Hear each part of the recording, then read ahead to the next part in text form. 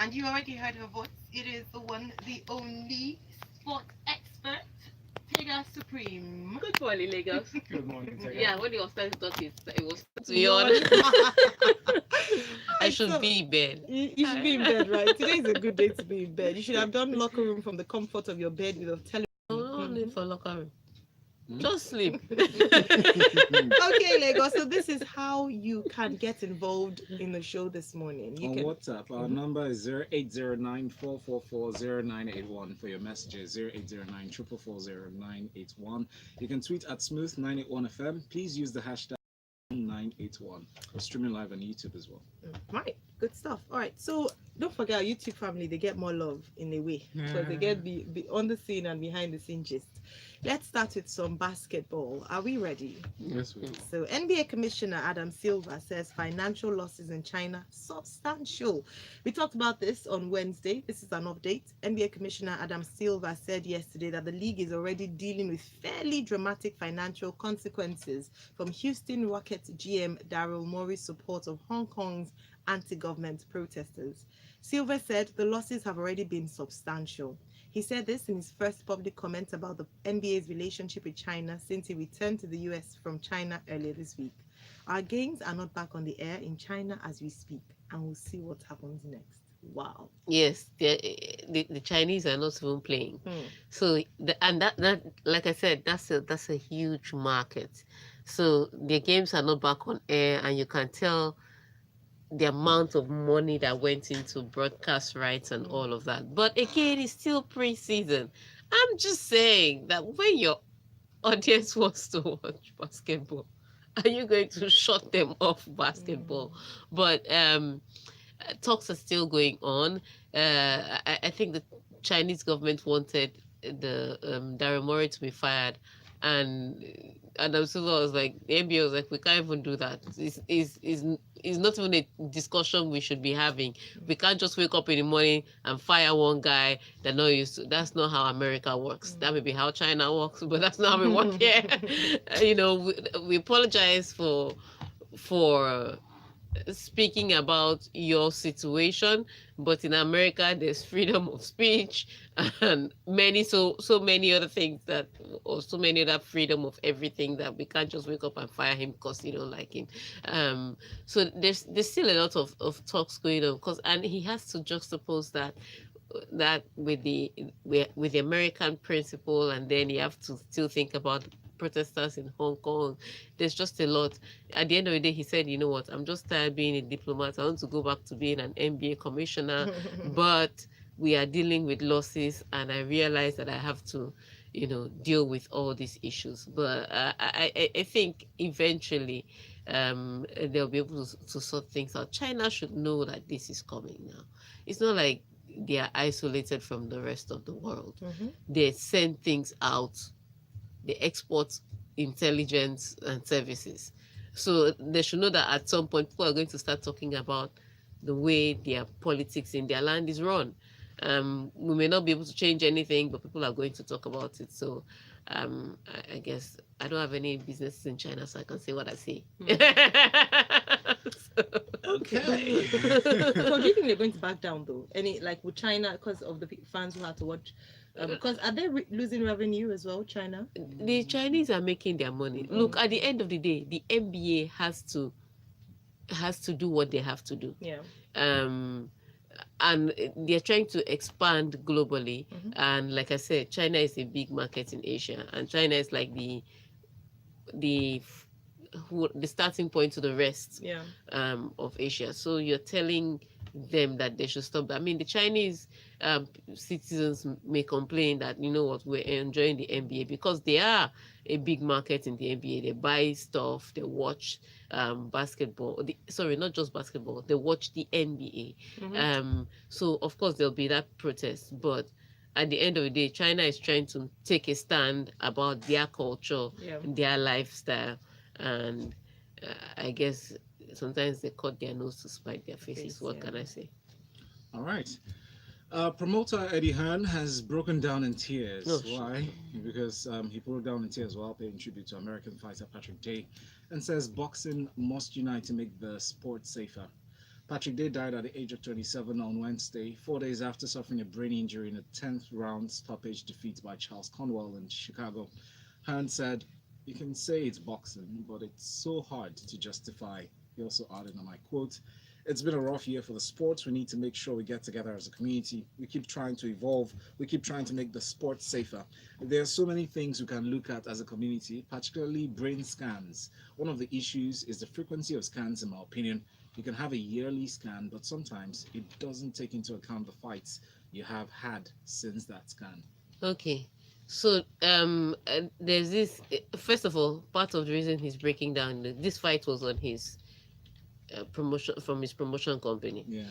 So this loss is It's a part big of dent, it's a part of his problem. But that's why I'm not really moved by tears and all. Yeah, yeah. I don't like emotional PR. If you're doing PR, do your PR. Let's know you're doing PR. I don't know. I cannot categorically say he didn't feel for the loss of Patrick Day, but because he has money invested in it, I'm going to keep questioning it. Sorry, Eddie Hearn. But what it is that they're not talking about. This is the fourth death so far in recent months in boxing. So they're not talking about having brain scanners ringside. My question is, will they still use it? Because first of all, they introduced the doctors to the ringside, and according to reports now that we know of, Patrick Day's brain injury was in the 4th round, and they let him fight to the 10th round. Which brings me, the hit is, he went down first in the 4th round, and that's when that was where the injury starts from. And they let him fight to the 10th round, and then on the way to hospital, he was having seizures and all those things. So the injury was already, damage was already done in the 4th round, which takes me back to the Anthony Joshua injury, Exactly. where one of his team members came out and say, "I knew he had a concussion, and you still let him continue fighting to the 7th round." So at the end of the day, even if you say you're bringing a brain scanner to the ringside, are they going to be scanning their brain after each round? Because at the end of the day, you get the most points and you do the most damage when you hit the boxer in the head. So the purpose of boxing is to hit somebody in the head. I don't know how else I've to never say it. minced words about my Look, let me tell you, I watch boxing. I can't watch the MMA till tomorrow, because that one is just, there's no way you tell me that's not human beings fighting. That's just two people with no scruples in a ring. Nothing you can convince me about that. But also I'm looking at the boxing, and you get the most points when you knock him out. How do you knock him out? You don't knock him out by hitting him in the shoulder now.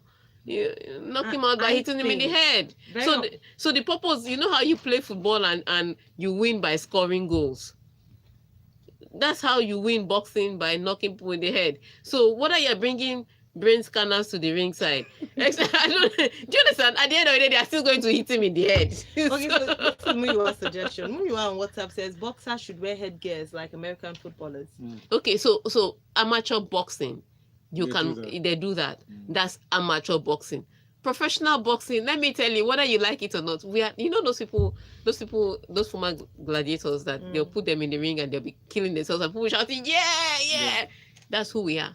This is what Joe is saying, and I support this message. It's difficult for me to describe boxing as a sport.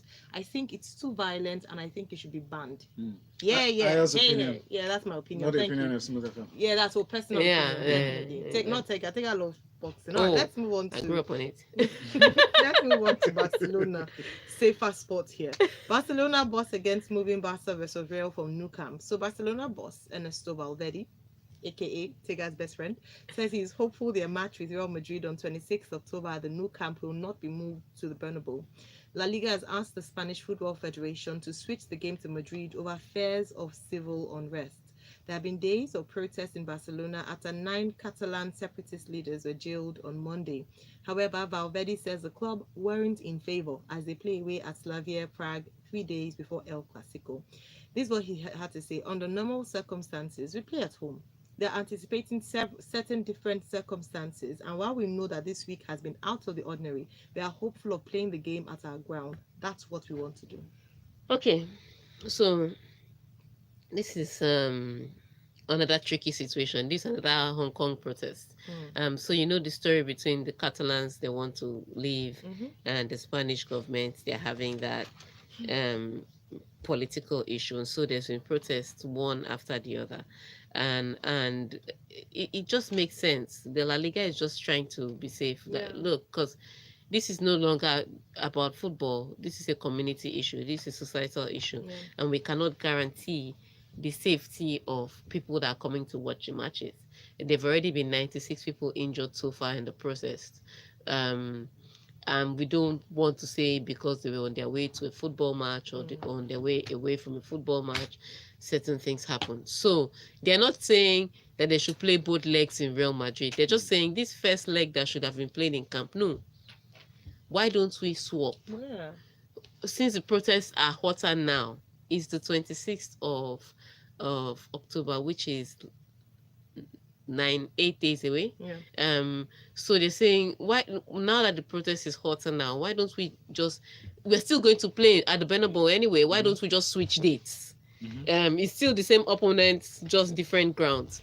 And it makes sense to me for them to do that. Otherwise they'll have to postpone it to look for some other dates, and you have to think of all the other matches that they have to play, and it's a hard one. And I understand with Ernesto Valverde why this would be tough. First of all, he's not having the greatest of season. He's getting mixed results, and then he's going away to play Slavia Prague, and then you want him to come back to from Prague and then go away to play the El Clasico. Maybe it can be a bit too much for him, especially considering the form that his team has this season. But it just makes common sense for security's sake. People are not going to say, oh, there's a match at Camp Nou, let's stop fighting and protesting. Let's just stop. You know, sometimes it has happened where, remember, I wasn't alive at this time, but they did say when that during the civil war in Nigeria, the match stopped, the fight stopped for 2 days because Pele came to play. And I've seen football do that to some places. Amazing. However, this is not one of these. The people might decide that now that the world's eyes is on Camp Nou, let's go there and make our case heard. And that would start something else that the La Liga can't even handle. So Valverde should stop being unreasonable. It's 8 days away. They literally have to make the decision by Thursday. So I don't know how it's going to work. Don't be upset. Don't be angry about the away match. Just think about the safety of your players. Perhaps that will help you to make decisions. Otherwise, they'll have to push the match, and then you now have a cluster of matches to play. So which do you prefer? I tend to agree because with what you said and what Valverde was the case he was making, because while I was there 2 weeks ago, you know, it's easy to talk about it when you see in the news, but when you're on ground, we're going to actually go into the city center after I left Camp Nou in Catalan, and I saw protests going on. Streets were shut down. It was almost on a daily basis. So I understand their concern and how. So just let the match move. They'll play the second leg in Camp Nou. You have the benefit of the second leg at home. I don't know what you want me to say. Ojo Oladele sent in a message on YouTube. He says, "Good morning. You guys look great this morning. Thank you. Boxing is a sport I do not really like and watch. It gives me the goosebumps. Boxing in the Olympic Games are better to watch." All right, I'll try that too. Let's go on a break. When we come back, we'll continue on sporting stories here in the locker room 981 with Tega. Nguina, I need sweets. I slept and I woke up. Police officers. I need sweets because I'm talking in the studio. No, you failed to open the locker for sweets. Did you get the key? You didn't find it? You guys, I can't find the key. It's not in my own tenure that they will miss that key. Well, I have a feeling that you took that key. No, you misplaced it. No, you took. I never misplaced stuff. You took that key. I'm going to report you at the meeting on Monday. Make sure I say it first. When is Lakomi coming back? I'll say it first. When is Lakomi coming back? Yeah, it must be in your house. Yeah, there'll be protests. See key now. Okay, this is your own locker. Find out more at this year's edition of Edu 360 by Union Bank. If you're a teacher, Because I just woke up. I didn't brush my teeth when I woke up again. Do you understand? When I just wake up, that's part of what I used to have a fresh breath. Gaming sessions, and lots of fun learning experiences. They've injured 96 people. Say they should not leave it. Community, they'll come and hands up for you. Because you're playing sexy football, Abby. It's that time protesters will run onto the pitch and hug Messi. I swear. So that they can't shoot them. I'll shoot at them. And this, the Camp that they just refurbished and closed down for weeks because of. They'll now break it more. I think they will be reasonable late. I mean, they are just playing hot because it's just ridiculous. It's ridiculous. Should they even give them the opportunity to make that decision? No, they have to negotiate with them because they are all investors in them. They have to appeal to them. The La Liga is not, it's a business. I heard that, you know how it is that the UNICEF donates to countries for Camp Nou. Yeah. Barcelona club donates to UNICEF annually. Yeah. A lot of money. In fact, that's how much money they make. In fact, this is where there was a time that it was UNICEF. Yes, the stadium has a capacity of how many thousands? But they're not even the richest. But they have over. Really? They have 100,000 more. Is Man U not the richest club? No. The Man U, they used to be for a long time. But yeah, they used to hold that position. But they have lost a lot of money because of their form. Yeah. And then because they used to Then get Real Madrid is still okay. So is Real Madrid number one? Bayern Munich, really? Oh yes. Oh. Then I will check the Man U was their jerseys. They used to have a lot of income from jerseys. But now, Jersey is not money now. Jersey is pocket money. Jersey is pocket money. When Chevrolet is giving you, what's Jersey? How many jerseys? There are only 8 billion people. There are only 8 billion people on the planet. How many jerseys can you buy? Who's sponsoring Man U now? I don't. You know what? I don't know these things until I see the clothes. Yeah, exactly. I think it's still Aeon. Or AIG. Is Aeon? No, AIG wasn't a long time. AIG it's share on their clothes. You see it tomorrow on Sunday. when next? Yeah. So you see what? Who? It's not one person now. Who is the person on the their chest? main sponsor, yeah.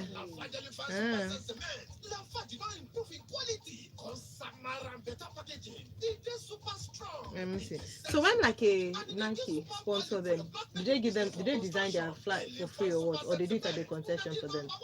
You know the fact that they have their Nike logo on the thing. If Nike designs whatever for whatever. I don't understand. Nike is designing it. They are paying Nike to design it now. Don't they have an agreement? Okay. Is Nike sponsoring them? It's Aeon. It's Aeon.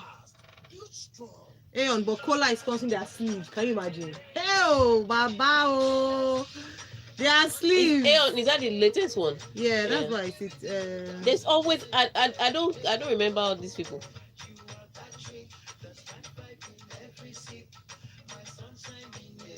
Somebody tweeted, my friend credited my account this morning. Okay, it's Chevrolet. Oh, sorry, you're right. So this is 2018 Chevrolet.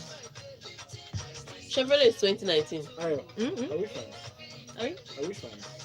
No, who knows you? Somebody tweeted, my friend credited my account this morning. What? No, I'm not your friend. I'm your colleague. I beg. Oliver sent me that. My friend. I see you. You said tag your friend around. Okay, Chevrolet is principal partner. Adidas is Kit. Aeon. Okay, Aeon too is principal partner. Yeah, they're men. See. Doesn't make it major. So if you go to their website. Okay, let me see their jersey 2019. Look for the 2019 jersey and look for the people that top here. And the fact that they're top here doesn't mean that. Are you serious? Their principal partner. It's Chevrolet. What of the stadium? Okay, I don't know. Let me see. Chevrolet is so there. Who is on the website as Adidas, principal partner? I'm coming. On their website. Yeah, check their website. It's those three people that I mentioned. They have to have they will mention principal partner. They mention. Okay, let me see. On their website, have you? Yeah. You know, you can just search Google sponsors. That's what I did, but it's scattered all over the place. That's why the first thing I did. I don't know. Okay, let's go. Because I know they are collecting money from either AIG or Aeon. So if they are Mike's up. The studio is live. You can say that again and again and again. Nobody does it better. They're just Well, proud. Smooth 98.1, and no one does it better in sports Then than Tega. Tega Supreme. Dadisha Boy agrees with you. He said, happy rainy Friday morning. Too good to be alive today to listen to my Supremo sports analysis. Tega, I beg no vex. I want to know the secret behind your strength on this job. I did Badu your sonorous voice on radio, though ain't a fan of sports, but an ardent listener of this show on here. Ayo and Val Adegrito. Thank you. Whoa. Sharon says, if boxing is doing Ayo like this, MMA will now do her what now? Exactly. You haven't seen MMA. It's just wild. They're kicking people in the head. I will definitely It's not just see it. no. Yeah. And I can't even watch Is that MMA. bad?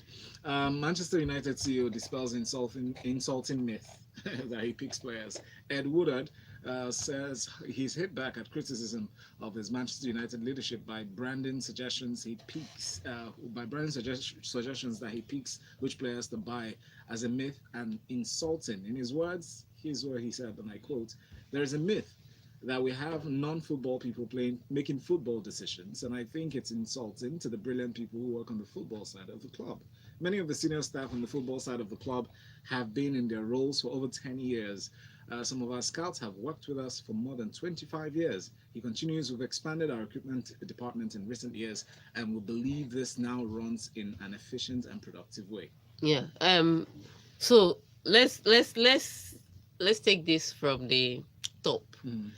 So he's coming to dispel rumors, and we are not doubting that your scouts have been there 25 years.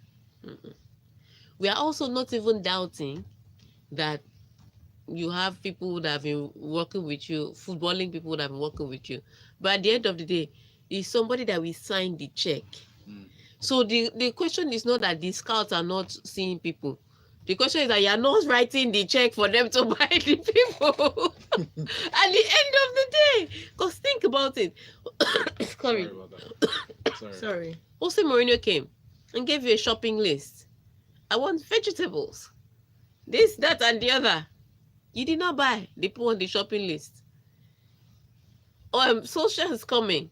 And during the break, I heard he also had his shopping list. You did not buy. So at the end of the day, what it really means is that yes, you can say that there are people making footballing decisions, but transfer of players, it's not just a footballing decision, it's a balancing of the books. And you are balancing the books differently. So he can come and be angry and saying that we are insulting the footballing people. Actually, you're the one insulting the footballing people. You are the one that people with expertise have come to tell you that we need this, that, and the other, and you're not buying. So you are the one that should be looking in the mirror and saying this to yourself, because the buck stops at your desk, whether you like it or not. It's like, think about it. As a manager of a football club, you now say, I told David De Gea that he should stand and protect his near post so that the ball will not enter, but the ball entered through. What's our business? We will not only blame David De Gea. At the end of the day, we'll say the coach lost. Because at the end, you are the manager. The ball stops at your desk. If you can come and tell us, I told them to attack. Why were they defending? Your team lost. At the end of the day, yeah. It is your fault. So he can come out and I think that part of the reason why he would deny this is because there's pressure on him now. Whatever the case is, you're obviously not making buys. You're obviously not doing your job, because transfers, like I said, is not just about scouting players. It's about bringing the money. So they did not ask you who was helping you to window shop. They're saying, will you sign check for the people to come? And you haven't signed check for the people to come. So it's your fault. You know what his statements reminded me of? Chris Brown's comments. How are you gonna hate from outside of the club? You'll be all right. All right, let's move on to our next story on Liverpool. Right, so Liverpool have nothing to lose in Premier League title race. Ahead of Liverpool's trip to Manchester United, Virgil van Dijk talks title race, the Old Trafford clash, and himself as a player. Netherlands international said, I don't think we have anything to lose. Man City are the champions. They're defending their title, and we want to get it. In my point of view, we just have to go for it. Okay, so for the Manchester Liverpool game, I bring in Opeyemi. Hello, Opeyemi. Morning. Good morning.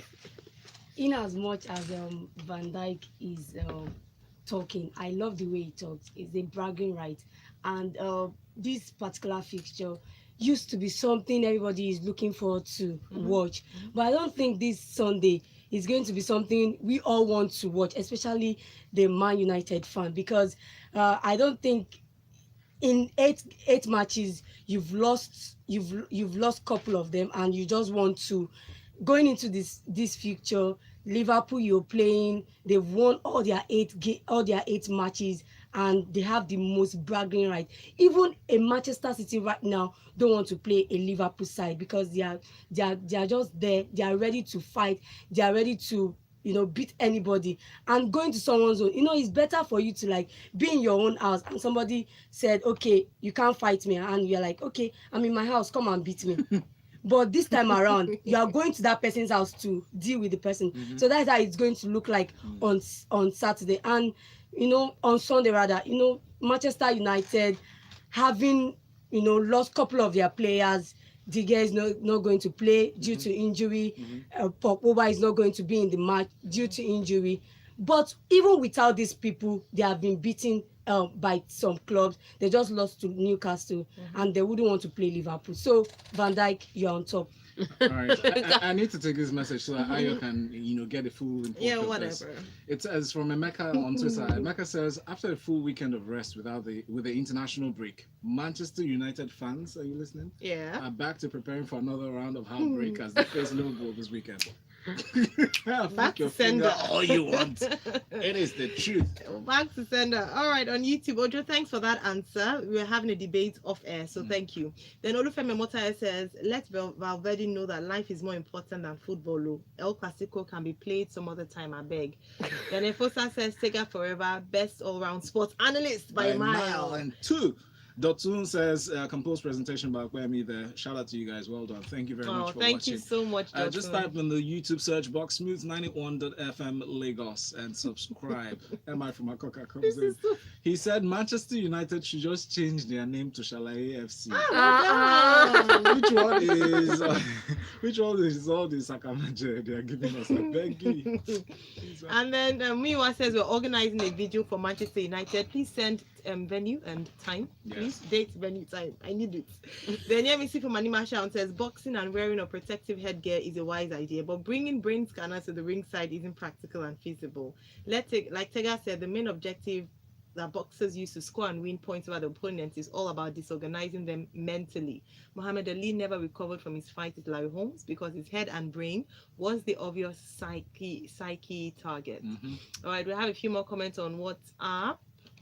Very quickly, we'll go through these ones. The number again, 0809 444 981.